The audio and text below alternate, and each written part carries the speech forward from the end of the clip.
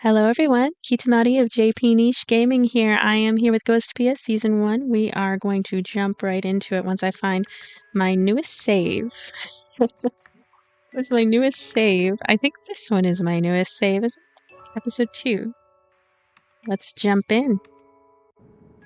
Thank you for being here, by the way. I'll try to have more endnotes. Even later at night, when maybe 60 or 70% of the town's ghosts are asleep. A man stands in front of the entrance to the church, one of the biggest buildings in town alongside the station. He's not dressed in appropriate church attire, however. His oily face is covered in stubble. His gloves have spotty discoloration. His boots are tattered. You can tell his hat smells just by looking at it. His gloves have spotty discoloration. His boots are... I'm sorry, I am rereading this. Okay. Anyway. His protruding belly pushes against his coat, and the questionable stains on it, and most of all, he has a rifle. He's a watchman. They're seen at the church from time to time. Whenever something happens, watchmen stand guard in front of the church. These men patrol the church with guns, clearly neither clergy nor parishioner. The men don't know why they've been deployed, but the priest has ordered them to guard the church, so they guard the church even if it's empty. Priest just has that much influence in this town. This particular man might look dumb, but his eyes are good enough that he doesn't need glasses, so he notices a boy approaching. Hey kid, no authorized access today. With great difficulty, the man tells the boy that access is restricted. But I would like to pray. Can't you make an exception? The boy shyly pleads with the man. No can do, sonny. Can't let nobody pass through. The man grips his rifle and thrusts it, threatening the boy. But the boy doesn't falter. The man can't read his facial expression since the boy's cap is covering his face. I didn't say there wouldn't be anything in it for you. The boy speaks. Please, take this. The boy holds out a tiny, resealable bag with 3 white pills inside. They're top quality. Oh? The man hesitates. He takes a bit of time to reach an answer. Oh, fine. So, you'll let me through? Just make it quick. The man clears the way. He figured that if the boy were a malicious intruder, he wouldn't try waltzing in through the front door. And perhaps another reason is that the man was already looking forward to enjoying those pills. Gosh, we have drug-dealing ghosts out here. And thus my infiltration of the church is a success. Phew. Just like a ninja. That sigh must have broken my concentration. Because my disguise, a coat, mask, wig, and other things I picked up from the garbage dump instantly disappear. So do the remaining mint-flavored tablets, even though I only took 3 of them to put into that bag. But for formality's sake, I should apologize to the recycle shop for stealing the clothes and whatnot. It looks like I can carry fewer things than most other ghosts can. Though I guess maybe I've only forgotten that fact and I'm just now remembering it. But I don't have time to get lost in thought about it like I usually do. Because I hear someone. Or rather, I hear and see someone at the same time. And just the sight of that someone alone is enough to make me sick. What brings you to the church this late at night? There stands the priest. Are you the priest? It'd be stupid to ask that, so I don't. This priest matches the priest in my vague memories, so this priest must be the priest. He reminds me of a long-dead lion. His swept-back hair looks like a mane. His eyes have the sharp glint of a carnivore. His voice is low like a growl, and he carries himself confidently, like a true king of beasts. Though he's more like a king of ghosts. This king, who appears to be around 30 years old, stands like a priest, with his hands held behind his back as he talks to me gently. How strange. I believe we had already closed for worship today. When the priest moves, I smell the scent of dust and burnt-out candles. While I hate the church, I don't hate the smell. They let me in because I said I had some business here. I see. Rules are rules, and upholding the rules is a watchman's job. So I can't have a watchman helping someone break the rules. He must be reminded of the rules. Oh, did I say the word rules too much? The priest laughs. I can't help but laugh too. What is this feeling? He looks at me with composure and magnanimity. Magnanimity. This feeling, yes, he's like God. I heard you got quite violent downtown today. And that's something about him that I hate. Why did you leave your room? As soon as the priest says that, his composure and magnanimity disappear. It's like a switch has been flipped. He's ready to take on the ninja that killed an elderly man and the police. Composure and magnanimity. That's two things I've stolen from him. I'm just a little bit happy.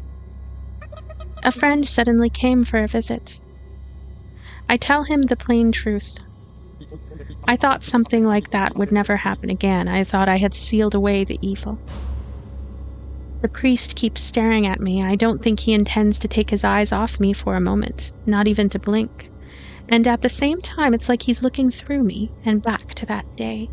I wish I could see it too. I wish I could reclaim my past. There's something scary about the existence of an unfamiliar me. You've changed quite a bit since the last time I saw you. For a moment I didn't recognize you, but I surmised if anyone was going to pay us a visit, it would be you. My chest hurts like a tooth cavity, like a long drawn-out pain that'll deprive me of sleep. So that must explain why Pacifica and Anya seemed hesitant to get in touch with me. I've changed, and probably not for the better. Those two are nice, so they won't talk about it. I didn't notice. Those two have been watching over me, and the current me has just been taking advantage of their kindness. The me that those two talk about is just my empty shell. They embrace that shell, put on smiles, and explain things that should be common knowledge. This pain, is it my heart? I heard someone say that the heart has no sense of pain, but that can't be right. Something has to hurt for me to feel this pain. Where is this pain? I can't tell where it is. I can't heal it. I hate this. The new ghost is here, right? Give her back. I speak in a firmer tone. I want to get out of here as soon as possible. Give her back, but she's not yours and you've never had her. She's dangerous, maybe even more dangerous than you. I need her. For what purpose? My friends need her in order to help me, so I want to help them get her. It's a strange thing to say, I know. Maybe I'm broken, but this is the answer I've come up with. So please don't interfere. I see. The priest says in exasperation. He's probably stopped trying to understand where I'm coming from. I cannot allow you to take her. She is a witch, a disruptor of the town's peace. I must seal her away. Peace. What is peace? We're ghosts. We don't die if we're killed. Does peace even exist for us? If so, then isn't every ghost already forcibly sealed away inside of this so-called peace? God is testing us. Until the day we earn his mercy, I must guide the townspeople to protect the peace and live modest lives, for that is my purpose. The priest looks at me arrogantly, with his hands still held behind his back. He may be cautious of me, but he's calm. He has people to support him. He has a purpose to live for each day. He has a fulfilling life. I can't lose to someone like that. When we earn his mercy, he will lead us to paradise. By spreading his word to even one more person, we can live better lives. And I intend to hold out until that time. Each sin cleansed is another step towards paradise. Even someone as empty as me can realize that.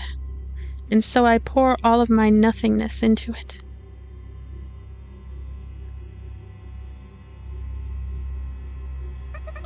That's unacceptable. Something lights up in my empty self. I flash back to Pacifica's room with the broken window for just a moment. I don't know who I heard it from, but someone once said that people respond better to anecdotes than logic. That's why smart people use tall tales to garner respect and amass fortunes. No idea when or where I heard that, as always. How annoying. It's probably what inspires me to talk back, interrupting the priest. You can't sway me with a tall tale like that. I say probably because it doesn't really feel like I'm the one who said it. It's not a tall tale, it's the truth. All of it. I'm not just some suggestible little girl. You can be, as long as that is what God so desires. How long will you make this out to be God's fault? Do you hate this place that much? Just give it up already. There's no escape. Surprisingly enough, I laugh. A laugh that's a mess of different human emotions. Now that I think about it, people laugh all the time, whether they're happy, mad, or sad. But it's a different sort of laugh. That's probably why it's appropriate to laugh in just about any sort of situation. Who am I, anyway? Who's this girl who's talking? Some organ inside my body feels like it's been set on fire, and that fire is setting me in motion. The magma-like heat boils my blood and circulates through my body. Even my head becomes a red-hot lump of heat, lighting up every last nook and cranny of my thought process. Silence. The priest brings his hands forward away from his back, revealing an automatic pistol, which he points at me. Just as I suspected, I suppose. You're evil. A demon. Sorry, but there's no demons here. Just ghosts. It's ridiculous that you pretend we're alive when we're already dead. Our souls are alive. I'm gonna shoot you. You'll revive. Lives and souls be damned. It's just a universal rule. The same thing that happens to objects happens to us. I'm motivated by something more precious. The likes of you could never understand how I feel. The priest has completely lost his composure, his magnanimity, and his high horse. He's no longer a lion, just a man. He's just a man, which is why he must rely on a gun. A god wouldn't need a gun. I feel good, satisfied. Perhaps this is how it feels to rob someone of something truly precious to them. I won't be silent. What I have to say concerns you too. Come on. Don't give up in this cold, dark place. Just... Silence, please. Don't say the same things she did. I feel a hint of compassion for the priest as I conclude with this final question. How long will you keep waiting, and for whom? I don't understand the words coming out of my mouth. I do know that they're the last words that should come out of my mouth. Why? I don't know why I know. Hopefully someone does. I'll kill you. I see the priest pull the trigger in slow motion, but once I see it, my attention is drawn behind me. Father! Back towards the door I came in. Oh, it's definitely the wrong voice for this guy. The door opens and in comes the man I had slipped past earlier, his rifle drawn. The man instantly processes the situation and... Ninja! How dare you fool me! Saying that, he pulls the trigger. But it's already too late. I had already pulled a pistol out of my coat and aimed it at his brow. At this point, I'm not even questioning my lightning-fast movements. I think of what I want to do and do it. It's so natural I've come to accept this unfamiliar me. A cursed ninja.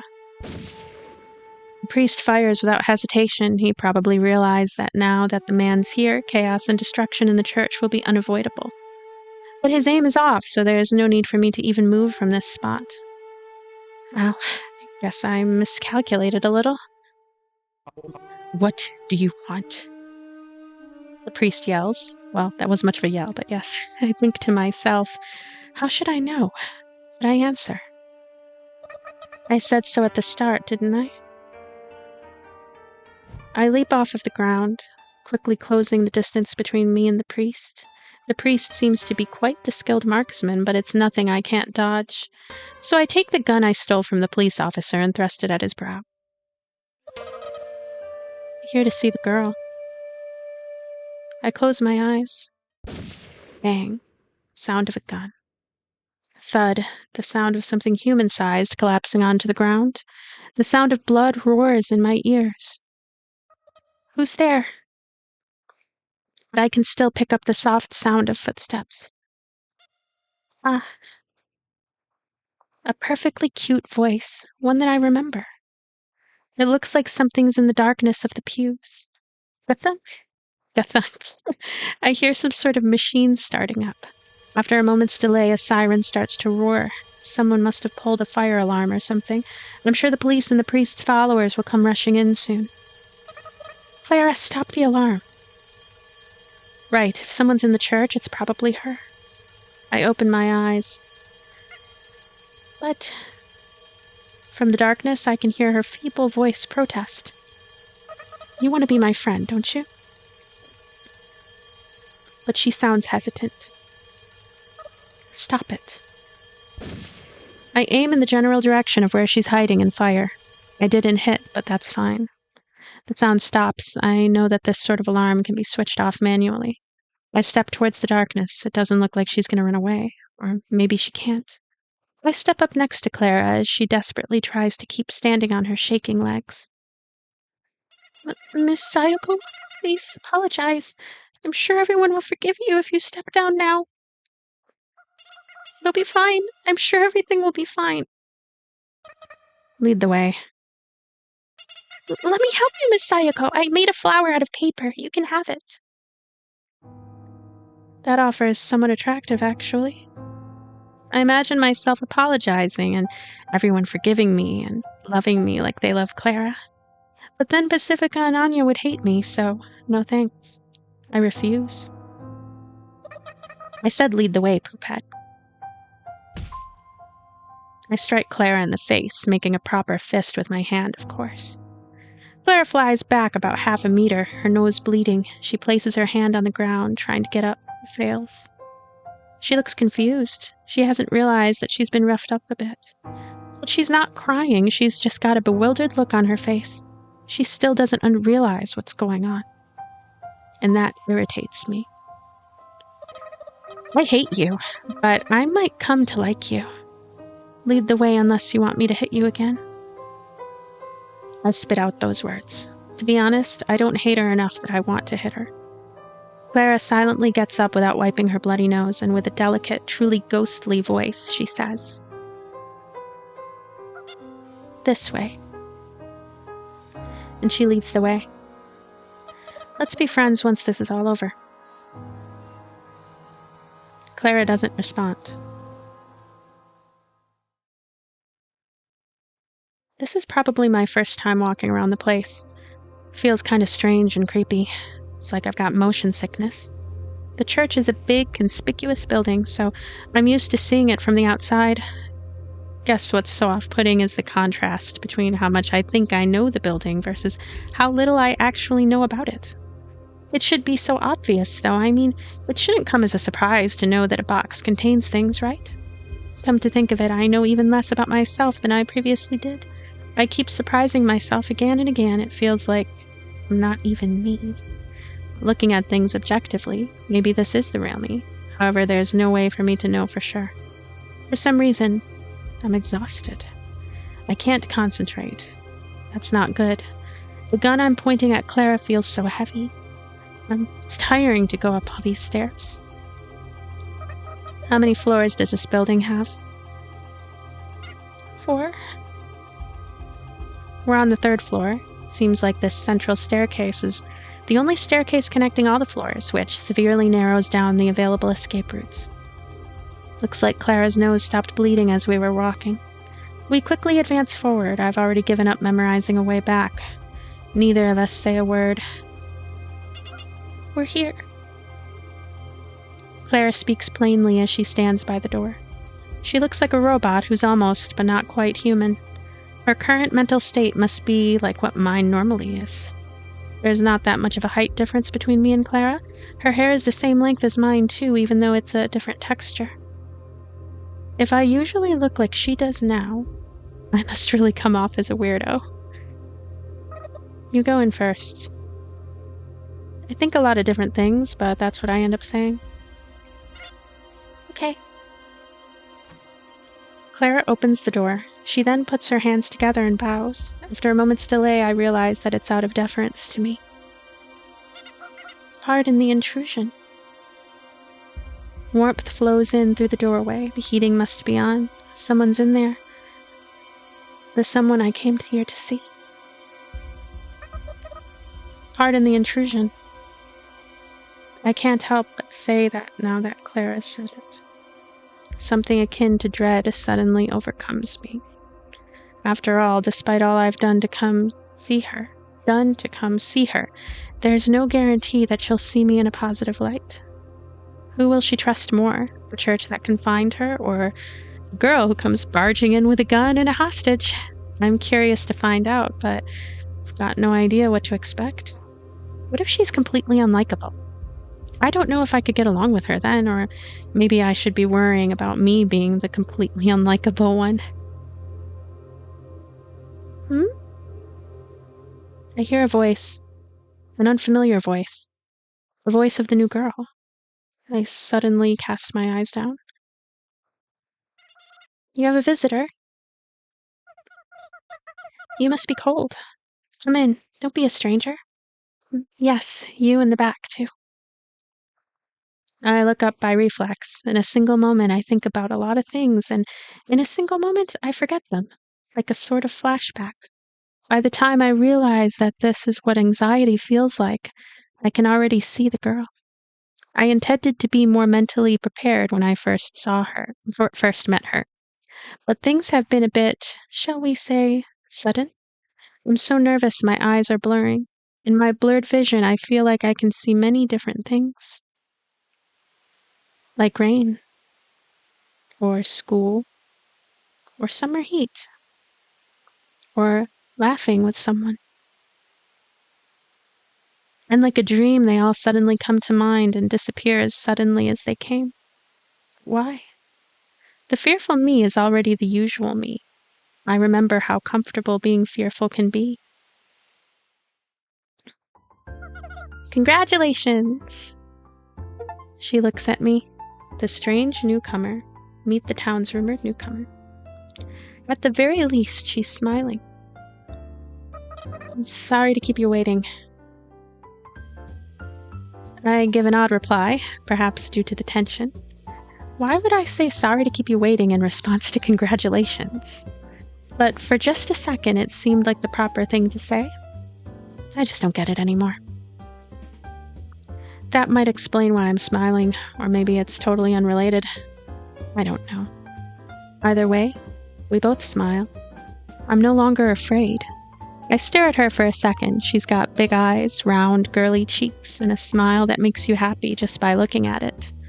I feel like I came here to check on something, but I've forgotten what exactly. What's your name? I intend to take her back with me as soon as I learn her name. My name is yet to be determined. Yet to be determined. Once I say it to myself, I realize she's saying she doesn't have a name, not that that is her name. I'm a little slow on the uptake when it comes to things like that. Oh, jeez. I don't know how ghosts get their names. Do they keep their names from before becoming ghosts, or do they get new ones? No idea. So, hey, are you two free right now? Oh my gosh, the name in the corner. They'll show it again. No, I'm not free right now, but I'm trying to free you. Please run away with me right now. Oh, good. Miss Yettaby smiles. A carefree smile. I can tell just by looking at her that she's genuinely pleased. Honestly, I think that's a nice trait to have. Then why don't we eat some ham together? It's delicious, you know? Miss Yettaby. You too, Clara. Unfortunately, it seems the new girl's not a good listener. This is plain bad. But I don't repeat myself. After all, there's no use talking to someone who doesn't listen. Can we go after we eat? I shift gears instead. We have to run quick, right? Let's eat fast so we can run fast, okay? Okay! Okay! That's my face right there. Yeah, that's my default face. It's not that she's listening. This person listens and ignores. That's right, she's the type of person who's tiring to talk to. Does she even understand that she's being held captive or why I'm here? Okay, I get it. Let's eat. There were no rifle shots, just a few pistol shots. The alarm got shut off quickly. We went straight to this room. I made sure that Clara didn't take a roundabout route to buy time. Backup will probably be here before long, but it's not here now. There are many worries in this world, but I know that very few of those worries will actually come true. Clara? Yes? Eat. Like your life depends on it. If I do, will you surrender? She says something stupid, so I pistol whip her with a thud. I don't have to think about accidental discharge since the gun's actually already out of bullets. I'll think about it. Now hurry. Okay. Fresh blood flows out of Clara's nose. Ta-da! On the table is a bone-in ham. Its smoky scent can be smelled from steps away, and most of all, its size is overwhelming. Meat is a precious commodity in this town. You would think it'd make sense for ham to be in this town since it's literally dead meat. But despite the fact that you can find freeze-dried, canned, and frozen meats everywhere, you'll rarely see meat as meaty as this. Pacifica lives in such a nice house, and yet I doubt even she could buy something like this. It's too big for me to eat by myself, so I'm glad you two came along. How did you get this? A man gave it to me. Let me try that again. A man gave it to me. Priest? Oh, so that's who he was. That's kind of funny. As we sit down at the table, I keep my gun thrust at Clara. Miss Yettaby doesn't even address the elephant gun in the room. I don't know if she's ignoring it or if she just thinks it is what it is. Everyone's got their quirk. Maybe if you figure out someone's quirk, you can figure them out, but I guess for some people their quirk is being quirkless. Clara clearly has no appetite for the feast before her. Neither do I, but at this rate the ham's not going anywhere. And so, if you eat quickly, I'll put the gun down. We shall eat then. Clara reaches for the knife to cut the ham. She awkwardly cuts the ham and starts gulping it down like a garbage truck. Oh, you've got such a good appetite.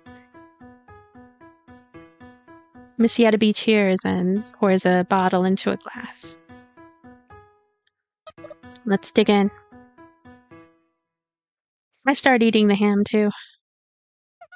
Yep, let's do that. What a wonderful dinner. Miss Yettaby starts eating as well.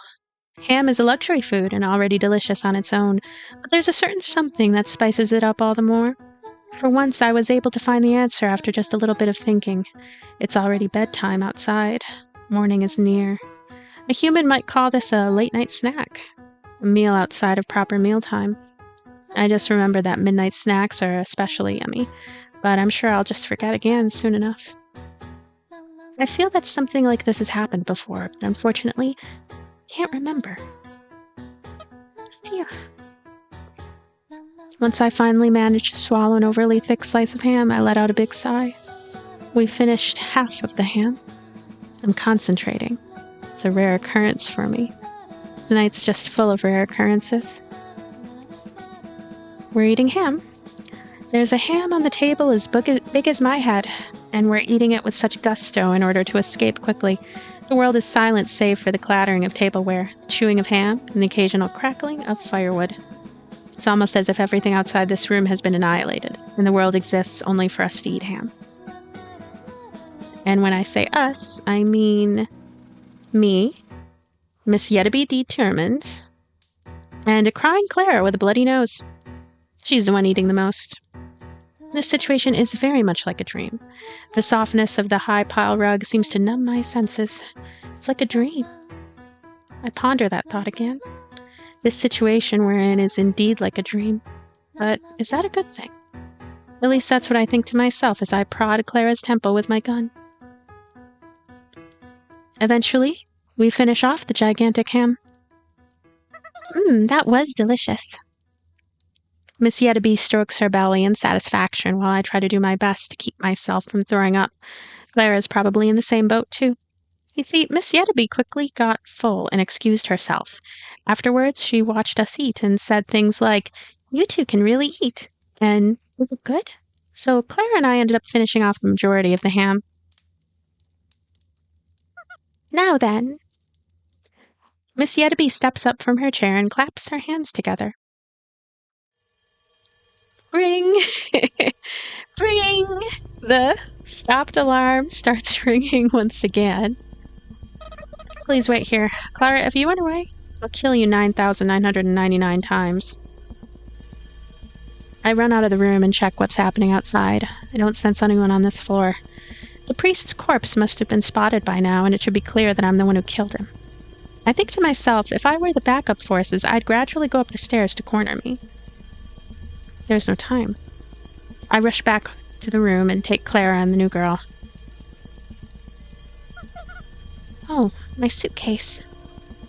Miss Yettaby says that right as we're about to leave. No, it'll just hold us back. I'm in a tight spot here. There's no guarantee that I can protect her and her baggage. Can we come back for it later? I decide to lie. We can come back for it any time. Okay, then. Just a little white lie. It's nothing. A gunshot rings out from a lower floor. They must have found the corpse. After that first shot, several follow after it. Then I hear something break. Sounds like they've got shotguns.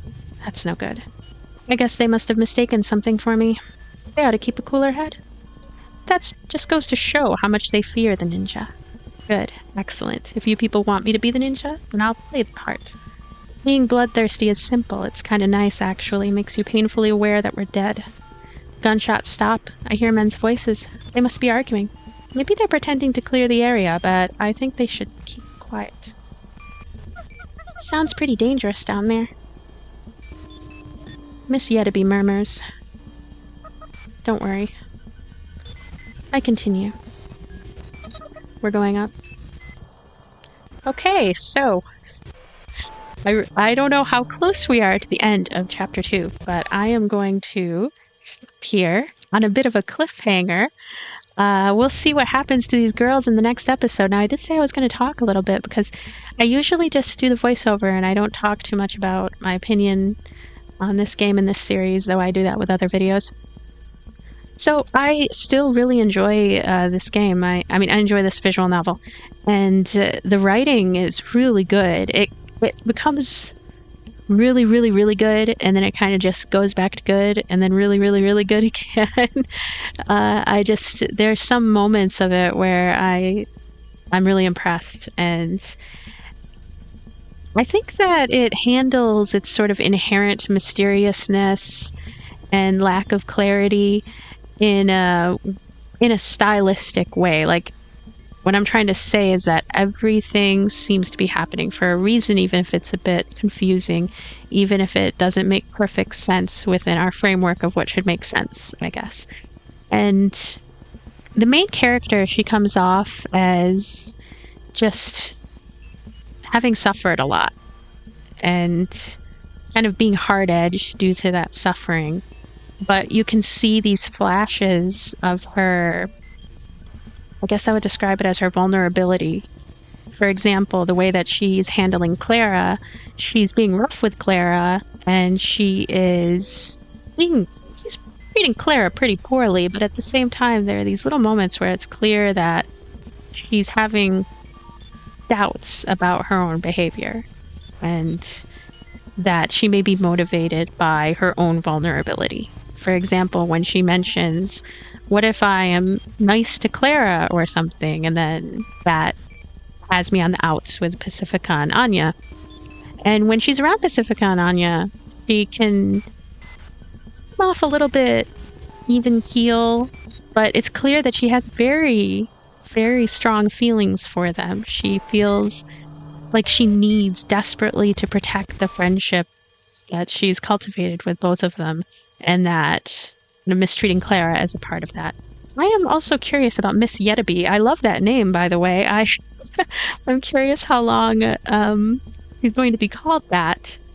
Very interesting character. Just she comes off as flighty and cute and kind of one-dimensional, but it's a sort of tricky one-dimensionalness. What I'm saying with that is that I suspect that there's so much more going on with her character. And I take it that she's supposed to be sort of the polar opposite of Sayako. That she fills in Sayako's blanks somewhat. And Sayako knows this, and that's why she wants so badly to take her home and protect her and be around her and kind of integrate her into, this friend group of sorts. It was anticlimactic to see the priest just die, but he's not dead, obviously, since they're ghosts. And I do wonder what happened with the priest, how he came into power, why he is in power, and how much of his being in power is due to the fact that he killed the girls, and this story is about the girls. I mean, that's what I'm assuming. He killed the girls. The story is about the girls, and he is this pronounced antagonistic figure because he is a ghost that is related to the biggest event in their life, and assuming he ended their lives.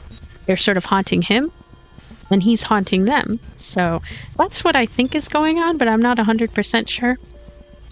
And I'm curious to see more, and I am curious everything, really. So this is Ghostpia, and there will be more soon. Thank you so much for listening, and thank you so much for spending this time with me. Let's hang out together. And I always appreciate any comments, any thoughts, anything. And I appreciate just that you're here in general, wherever you are. Thank you, and bye for now.